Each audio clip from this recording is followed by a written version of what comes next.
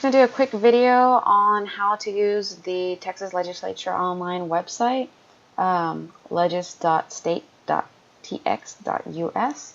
I know it looks kind of messy, but hopefully after this video you'll feel more comfortable to use it.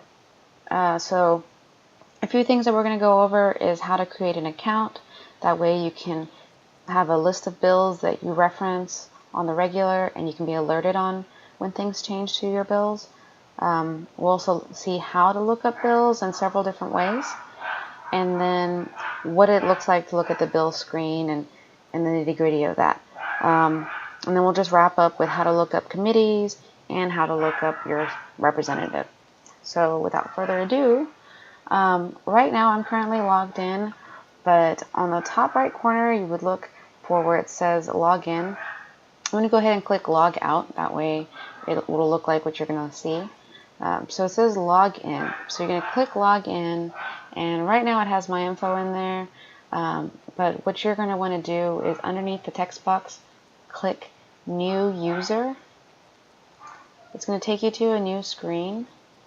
You're going to put your email address, answer a security question, create a password, and then click submit. Pretty easy stuff. And I'm just going to go ahead and log in since I'm already set up. So now that I'm logged in, I'm going to go back to the home page, and we're back here to that first start. So how do we look up bills? There's a few ways to look them up. The easiest one is going to be right here in the middle with this search box where it says word, phrase, bill number. The word phrase also works for author. So if you're looking to see what a certain representative put forth, you can type in their last name and click go and see that. Keep in mind that right now we're in the 85th session, so it defaults to that. You can click the drop-down menu and look at past years. But for right now, we're just going to focus on what's going on right now. So that's one way of searching. The other way of searching is down here where it says bill search. This will let you search by subject. So if you don't have a keyword, an author, a phrase, etc., but you have a general idea of a topic that you like, then you can search for subjects here. A third way to search for bills is over here in this blue area where we have today's filed bills. You can look at what the House has filed today, what the Senate has filed, and what they've both filed. This is pretty cool if you want to stay on top of the process. So let's go ahead and click all. This is going to take us to a new screen where it shows today's filed bills, shows the date, today is January 13th, and the number of bills filed, which is 76. You can scroll down, you can look through all of them, and the way it's formatted is on the left. You have these blue links, so House Bill 1023, House Bill 1024, etc. And then you can see which representative authored it, the last thing that's happened to it, which is they're all going to be filed today, and then caption, just like a quick little summary of what it's about. So let's see here. If we want to go back to the first screen again, we're just going to have to click the back bar, and here we are again.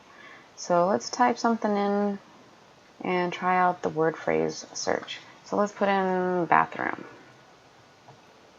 and then we'll click go or press enter, and we have this new bill that's controversial that comes up, this SB 6, Senate Bill 6. You can see who authored it. You can see the little text caption for it, and you can see there's a couple of other bills regarding to bathrooms, like this one is relating to the expression of breast milk in the Capitol and other public buildings. So that's another way of looking up the bills. We're going to go back to the home page and go through the third option of searching by subject. So right here we have bill search. I'm going to click that, and don't really need to focus on these other boxes right here, but just this one where it says subjects. you're going to click Select Subject Criteria. And you can just skim through all of these and look for the ones that you're interested in. Here, there's one that says drunk driving. So say this is a subject that I want to look at the bills for. I'm just going to click this middle right arrow, and it's going to throw it into my selected box. Say I want to know the subject drunk driving and dropouts and at-risk students. Then I would click this right button and have both of these criteria into my search. This may be too specific, but let's go ahead and try it out. So we're going to click OK, and then we still need to click the search button up here at the top right. Oh, so looks like 3 bills showed up with those 2 subjects. We have HB 223, 430, Senate Bill 34. Same format. You see the author, what's gone on with it, and then a little subject. So let's see what this looks like if we click on a link. Let's look at the nitty-gritty. So we have the bill information right here. Same things. You're just going to see a lot of the same things repeated throughout. So we have the author, the caption, and then subject. So say in that search box a few screens before, I was interested in daycare, this bill would have come up because it's under that subject. Right now, the only thing that's happened with it is it was filed in November. Another way to look at what's going on with this bill is to click on this tab that says Bill Stages. Pretty neat looking. So it shows you the different stages of how a bill becomes a law. So it's been filed, stage 1. Stage 2, there hasn't been a committee yet to hear about opinions and information and all that jazz. Once that's done, the House will vote on it, which is stage 3, and then it'll go over to the Senate, and then the Senate will have their committee present their talking points, and then they will take a vote. If it passes this stage, then it goes to the governor, and he will either veto or sign the bill into becoming a law. There's some other things over here. You can kind of play around with them as you want, but yada yada. So we have that bill stages. Look at the authors. It just shows Howard. Action. It's just kind of like a list version of the bill stages. And now we can look at the text. So you can pull up the text as a PDF, as a web page, or as a Word document. We'll just click the web page one, and really, that's all it is? Okay, so the text for this bill is pretty short and sweet. What do we have? Relating to the use of education allotment funding to provide assistance to students, blah, blah, blah, blah, blah, blah, blah, blah, blah. So let's go ahead and close out this window. And let's pretend for an instance that this was something that you were really interested in. And you want to be alerted when things happen. So over here on the right side, we have Add to Alert List. It pops up in your window when you have different categories when it comes to notifications. So you can be alerted when the governor takes action. You can see when it's scheduled for hearing, when there's calendar action, amendments printed, and it's quite a few things. So let's say we want to be notified when it's going to be, there's going to be a committee. So you can use scheduled for hearing. So we're going to put it under that category and put scheduled for hearing. So whenever that happens, you're going to be alerted with that email address that you provided to create your account. And you just click OK. So this is successfully added to my alert list. If you want to add it to your bill list, it's a little different than the alert one. The alert one is automatic. The bill one, you're going to have to come in to your account and look at the different bills that you have. So let's pretend we're going to do that right now. So we're going to add it to our bill list. I've already created a list called criminal offense. I made the name. You can put whatever you want, and then you would just put a comment so you know why you put this in your list. Or if you need to make a new list, then you can create it here, and I'm going to put new list, bill description, bill comment. We'll just repeat that again, and then I would click OK. So now I've created a bill list, and I've added the bill to my bill list. So great. So now that I've done that, how are you going to look it back up? Over here in the top left corner, you're going to see my TLO, my Texas Legislature Online. Since I am already logged in, I would click on bill list, and it shows my bill list of criminal offense and the new one that I just created called new list, and description preg. So we can edit, we can run, we can delete. So let's say that I want to just look at my list. So I'm going to click run. If I had more than one bill, they would all show up here. But right now it just brings me to my list, and then I click it, and the cycle repeats itself.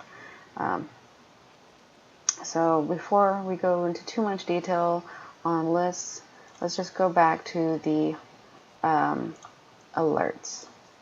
So again, my TLO alerts, and you can be alerted about bills, things that happen on the calendar, committee notices, committee meetings, subjects, adjournment notice. So there's a lot of good information in here, but if you just want to keep it simple, just looking at bills and getting notified when things happen, then this is basically all you're going to roam around on. So right now we have House Bill 223, which is going to alert me when it's scheduled for a hearing. Senate Bill 451, I'm going to be alerted when it's filed in the House. These were my little notes that I put on it, and say that I'm over this one. I don't need to know anything more about it. I can select it over here, and then on the right, click delete. So now it's gone. So hopefully that helps you search for bills, get alerts, add them to the list. Now let's look up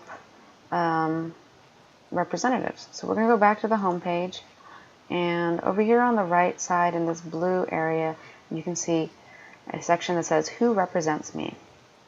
So you'll put in your address, and it'll tell you who represents you. So for this tutorial, I'm going to put in the post office address over on Congress.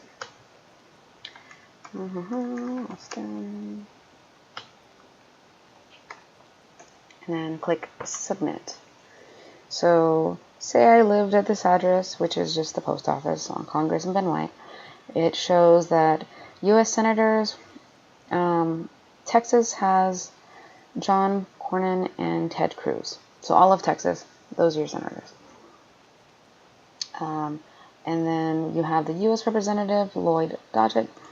And then you have for District 14, which is covering this area, Kirk Watson, phone number, and mailing address.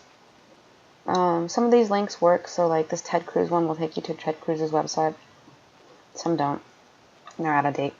Then you have your House District 51, Eddie Rodriguez would be the rep for whoever lives here, and their contact information.